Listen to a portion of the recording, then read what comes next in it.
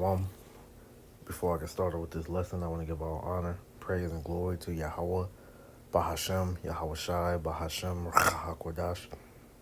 Double honors to my apostles and elders of Great Millstone that taught me this truth and that rule well. Peace and salutation to the elect that's out here laboring in all truth and sincerity. To you, I say Shalom. Mr. Brother Amon Ariel from the GMS Charlotte camp, coming back with another lesson through the spirit and power of Yahweh Bahashem, Yahweh Shai, Bahashem, Hakwadash. And this lesson I want to entitle The World Fears the Return of the Sons of God. All right. And pretty much this was inspired by this excerpt from this book that was sent by one of the brothers in the camp. And it was going into, white rage or Edomite rage. All right. Because one thing, you know, we understand here in Babylon the Great is that these heathen are afraid of us coming back to the to our true selves, man. All right, us coming back to the knowledge of being Israelites, and then ultimately us coming back into the position of power because they know what comes with that. Excuse me, Salakia. And one of the things that really pisses off these Edomites is when Jake starts to get some confidence in themselves, and they start to pretty much build themselves up to where they're not reverencing Esau as that quote unquote superior being that they've taught themselves up to be.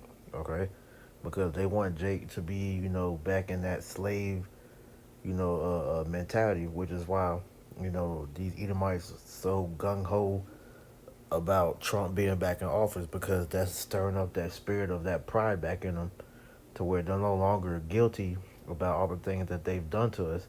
Because as we know, throughout the years, all right, Jake has been beaten down, all right, but not to rant, but I want to read a couple of the highlighted points that the brother had sent us in this book.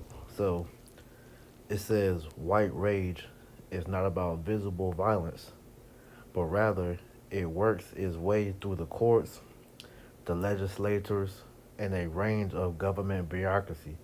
All right, and that's exactly how Esau Edom was able to show that hatred, because throughout the many things that they have done to us to keep us oppressed as a people here in Babylon the Great, okay, that ultimately didn't need for them to straight out physically kill us anymore, because they were able to keep us oppressed through the system. Okay, so let's get this precept here in Psalms 94 and 20. It says, shall the throne of iniquity have fellowship with thee, which frameth mischief by law. All right, and we know that Esau through his legislation was able to pretty much further oppress and destroy us, man. All right, because even amongst their constitution, all right, they're telling us that we're not even a full person. All right, to this day, the Constitution, states that we're 3/4 of a person, you know, or 3/5 of a man, whatever the saying is, that, the so-called Native Americans, that we're savages, you know, they were able to, bring up, different things such as redlining, you know, a all throughout, and we can go into many examples of how Esau, railroads Jake. All right, hey, Jake does the same crimes as an Edomite. The Edomite will get lesser time, but Jake can get the book thrown at him, man. You know, these are all things that we know that Esau has done. All right, but at the end of the day, we know this was done on purpose, because when you go up in this chapter to verse 16, it reads, Slack it up, not this one, Salakia. Um, I think it's 92 and 16. No, that's not it, Salakia.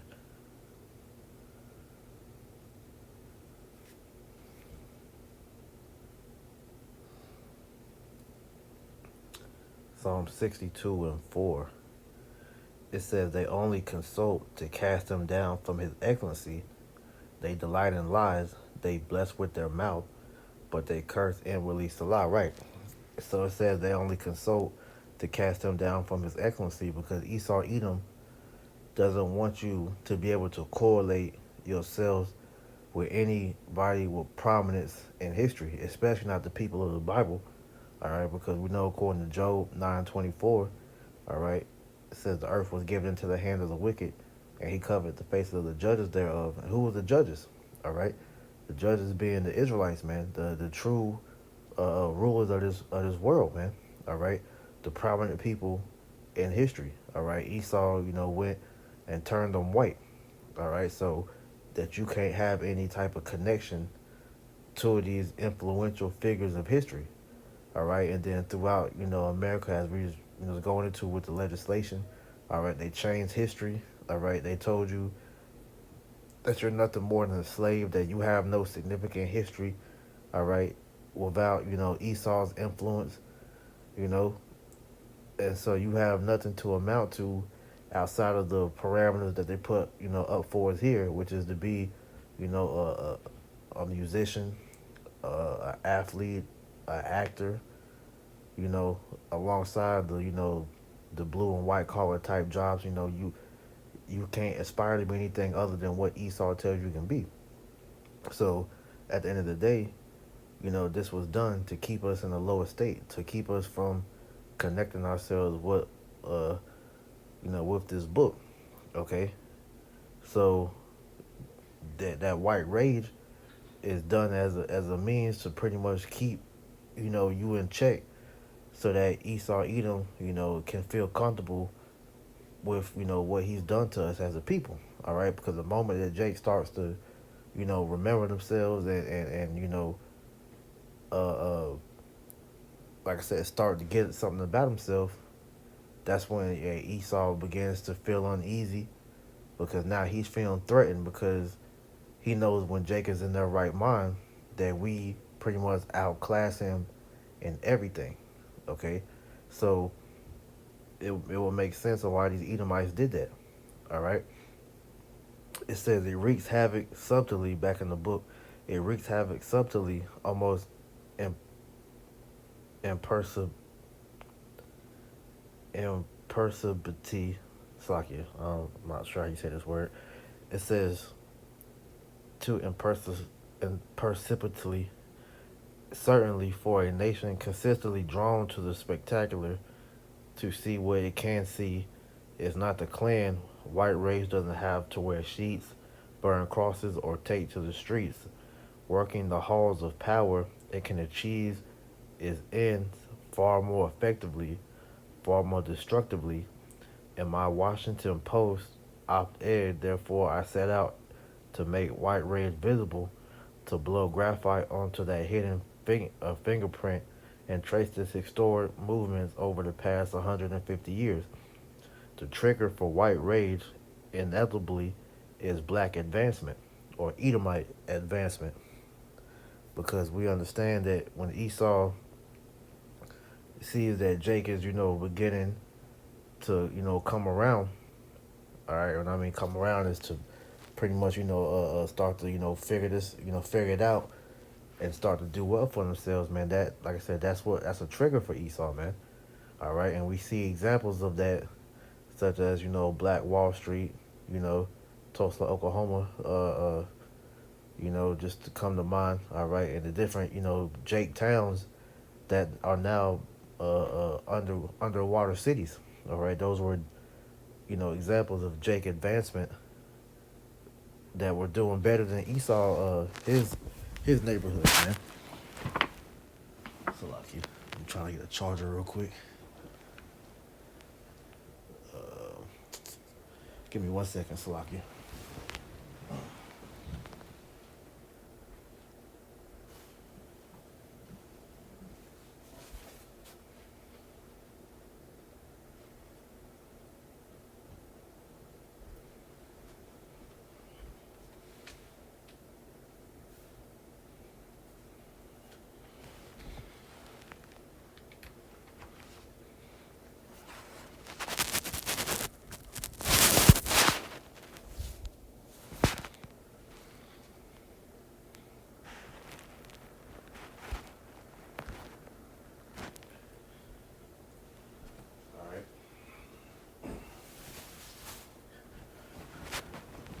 So like I was saying,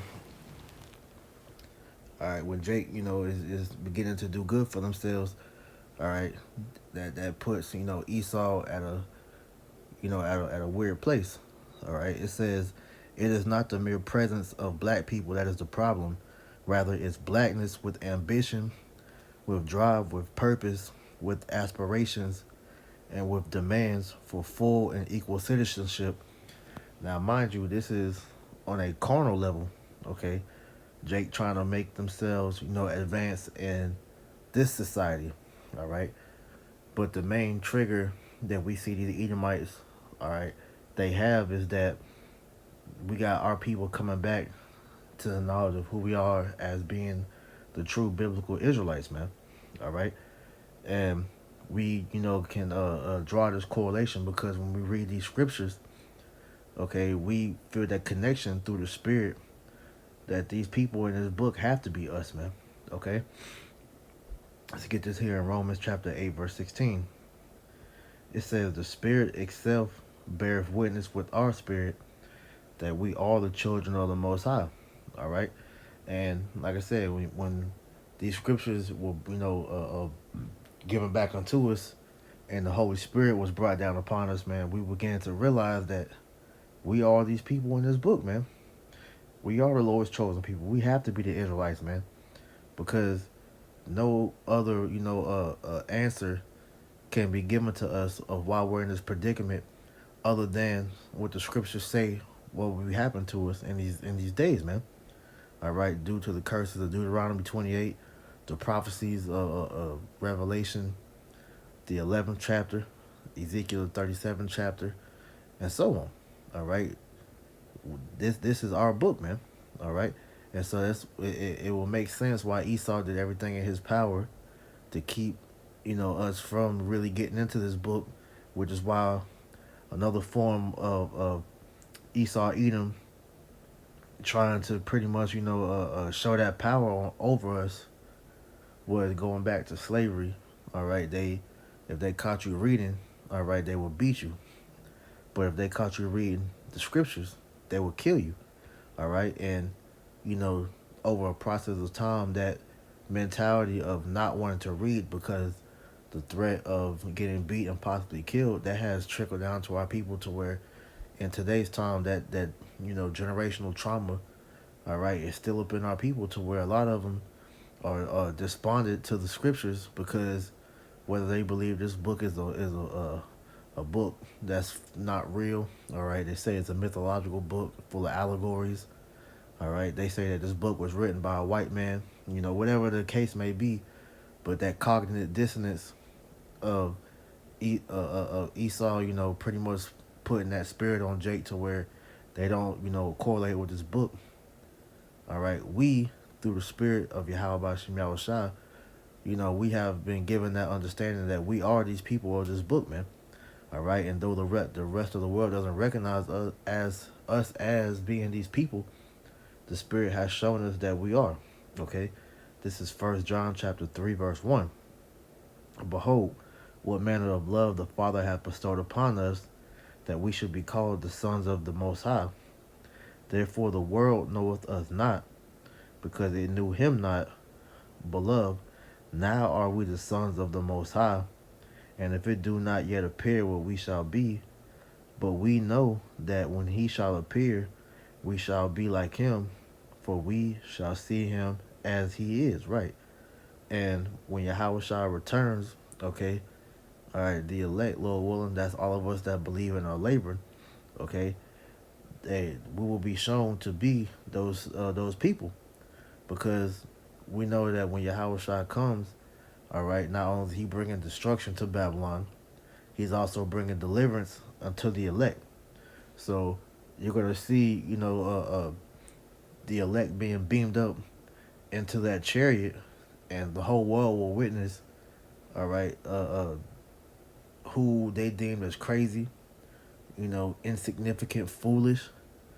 These same people that was downtrodden and cast aside in society, everybody's going to see them as being the true,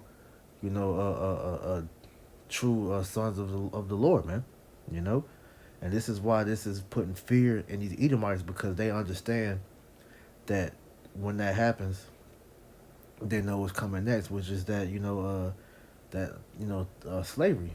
All right. So this is why when they seeing brothers standing up on their feet, sisters repenting, all right, brothers repenting. Hey, that's putting fear in these heathen because they know what's coming, man. All right. Revelation 11:11. And after 3 days and a half, the spirit of life from the Most High entered into them, and they stood upon their feet, and great fear fell upon them which saw them. All right, and that great fear is being seen. This is why these devils are scrambling, because they know that Yahweh Ba'Shem Yahushua is stirring up a great work in the earth, where he is gathering his people unto him. All right, for this great day, man. And they heard a great voice from heaven saying unto them, Come up hither. And they ascended up to heaven in a cloud, and their enemies beheld them. All right. And so, like I said, man, hey, when Yahushua returns, man, hey, the whole world will witness the elect being beamed up onto those ships, man. All right. Real quick. Wisdom of Solomon, the 5th chapter, verse 1. Then shall a righteous man stand in great boldness before the face of such as afflicted him and made no account of his labors. And that's another thing that is bothering these Edomites, man. Okay? Because going back, it says that in this book, the trigger for white rage inevitably is black advancement. It is not the mere presence of black people that is the problem. Rather, it's blackness with ambition, with drive, with purpose, with aspirations, and with all, it's like it with demands for full equal citizenship. And see, that's not what we're coming in, man. Okay, we're beyond blackness, man. We're not black. We're not Mexican. We're not, Native American. All right, we are the true biblical Israelites, man. All right, and we're standing in great boldness as we are taking back our scriptures, our identity. All right, and these devils are afraid, man. Okay, so this is really angering them, because all the work that they've done to try to suppress this truth. Okay, you got us waking up and standing in great boldness. All right, no matter how much they try to downplay and cast us aside, calling us crazy and whatever. But look, the more and more that you come against this truth, man, the more and more, all right, you are making you're making it shown that we have the truth, man. Because what the scriptures say, you can do nothing against the truth, but for the truth, man. All right, and when it's all said and done, the world's going to see that we were right. All right, it's just a matter of time that we have to wait this out. It says, when they see it, they should be troubled with terrible fear. Back in Wisdom of Solomon 5:2. When they see it, they should be troubled with terrible fear, and shall be amazed at the strangeness of his salvation, so far beyond that all they look for. And they repenting and groaning for anguish of spirit shall say within themselves, This was he whom we had sometimes in derision, and a proverb of reproach. We fools accounted his life madness, and his end to be without honor. Right, because like I said, man, we are looked at as fools of this world, man. All right, and that's fine. The scriptures told us that we were gonna be, made foolish, man. All right, real quick.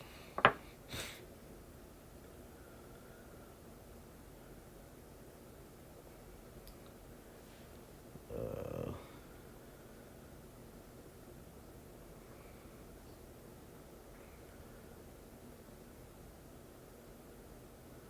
Slovakia. I'm trying to remember where the verse is.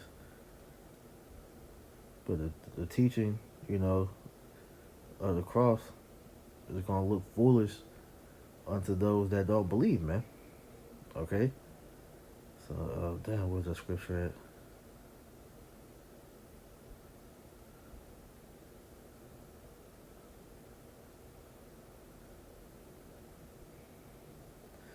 Slovakia. Let me go on Google.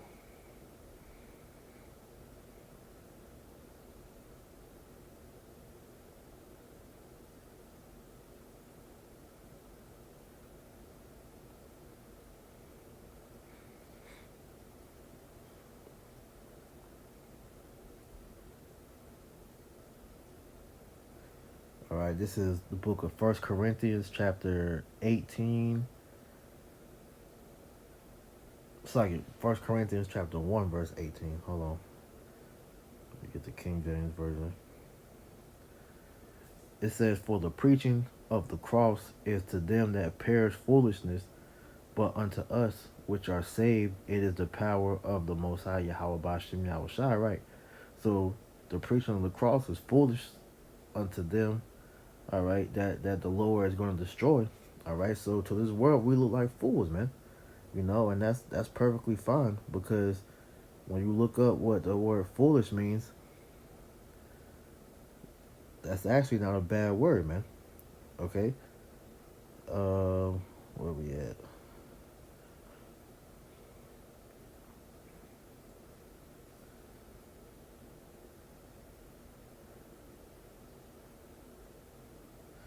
We go on the free dictionary, because hey, that's one thing with this English, man. Hey, the words have been changed and weaponized, but at the end of the day, hey, we're actually doing a good thing, man. Okay.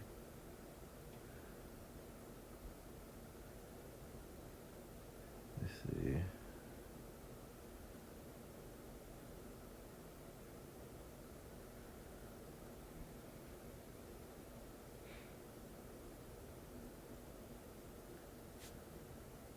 Yeah, it crashed on me.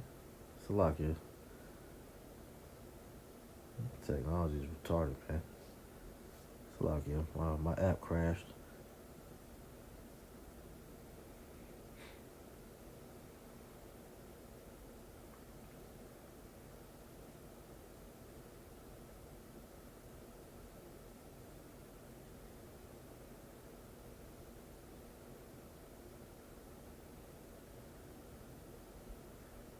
But ultimately, like, I'm not gonna spend all day trying to find the definition, because it's tripping. But we're looked at as foolish, but at the end of the day, we are actually doing a great thing, okay? Because it's foolishness unto them, because they don't understand the benefit of what this work we're doing is, and it's not going to register until they see brothers and sisters being delivered in those chariots, to where it's going to hit home that, oh shit, they were doing the work of the Lord, man. They really are the people of the Lord, man. They're going to see, all right, us being changed, and that's when we're gonna gain that glory that we seek to get on this side, man. Okay, but until then, all right, we have to face the ridicule that that comes with this, man. All right, because at the end of the day, and when we come back off them ships after the destruction, and we start rounding up, these elites and purging the rebels out, that's when that fear is going to set in on these heathen, to where they see, oh shit, this is real. Okay. Revelation 21:1. And I saw a new heaven and a new earth, for the first heaven and the first earth were passed away, and there was no more sea. Okay, because hey, the first heaven and earth was Esau's rulership. So when Yahushua returns, he's gonna take down and destroy this first heaven and earth, which is the age of Esau Edom, his rulership, man. And that new heaven and new earth is gonna be the age of the Israelites, man, the kingdom of heaven. Okay.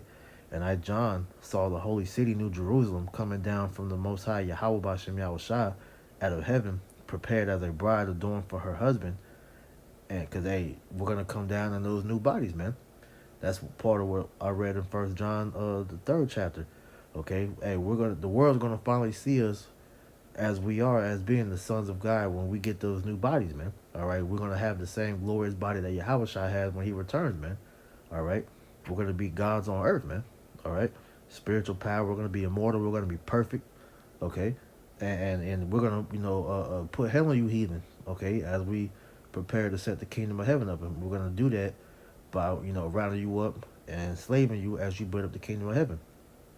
And I heard a great voice out of heaven saying, "Behold, the tabernacle of the Most High is with men, and He will dwell with them, and they shall be His people, and the Most High Himself shall be with them and be their power." Right. So Yahweh, all right, is going to be dealing with us directly in that day, because we're going to be made perfect. Therefore, the Lord will be able to look upon us again, man.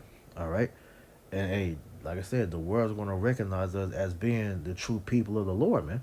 All right, we're not gonna be, known by these proverbs and bywords, And then also, what's gonna, take place in that time too, is that the tabernacle of David is gonna be, established on the earth, man, because we know according to the prophecy, all right, King David was promised, all right, that his kingdom was going to be set up again, man, which we know Yahweh Shai is going to be the spearhead of it, but King David is going to be right there under Yahweh Shai, man. All right, then it's going to be the rest of the elect, okay?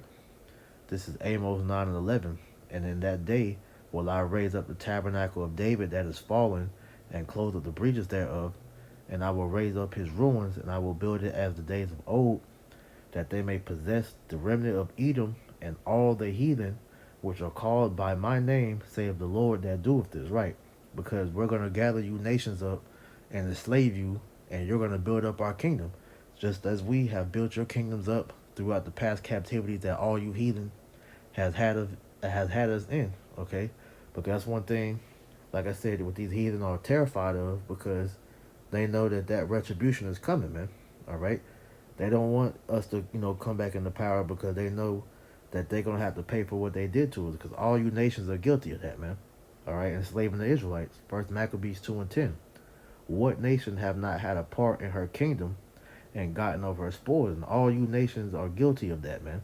So when we get into the power seat, guess what? You're going into slavery, and that's all justifiable by the scriptures, man. How do we know that? Revelation 13 and 9. If any man have an ear, let him hear. He that leadeth into captivity shall go into captivity. He that killeth with the sword must be killed with the sword. Here is the patience and the faith of the saints. Right. So you heathen killed us with the sword. We're gonna kill you with the sword. You took us into captivity. You're gonna go into captivity, because you are our slaves anyway. You are really our inheritance that was promised unto us by Yahweh Bashem Yahushua, because everything in this world belongs to us anyway, including the heathen. All right. So it's only right that we get you in our hands, and we're gonna show you the correct way on how you rule a kingdom and how you rule over nations, man. All right, because we're the true judges of this place, man, of this earth, of this universe. All right, as I read earlier, for Isaiah 1:26, and I will restore thy judges as at the first, and thy counselors as at the beginning. Afterward, thou shalt be called the city of righteousness, the faithful city, because we're going to put the earth back in its rightful stage, all right, our state, Salakia, and pretty much, that the world's going to benefit off of it. And you nations are going to come unto us, as it said in Isaiah the 2nd chapter and Micah the 4th chapter, and you're going to learn the ways of righteousness from us, man, okay? Because, hey, the Israelites are the true rulers of this earth, man. All right, and we're gonna bring peace to the world, which shows you that those small hats over there in the land of Israel, they are not the true people of the Lord, man. Okay, I'm gonna end it right there. All right, because at the end of the day, man, hey, you heathen, you know that we are the true people of the Lord. This is why you come at us with that, disdain that you are coming with, because you can't stop Yahweh Ba'Shem Yahweh Shah from raising his people up, man. You know. So, Lord willing, this lesson was edifying. All right. I want to give all honor, praise, and glory to Yahweh, Bahashem, Yahweh Shai, Bahashem, Kodash. Double honor to my apostles and elders of Great Millstone that taught me his truth and that rule well. And peace and salutation to the elect. Until next time, I say Shalom.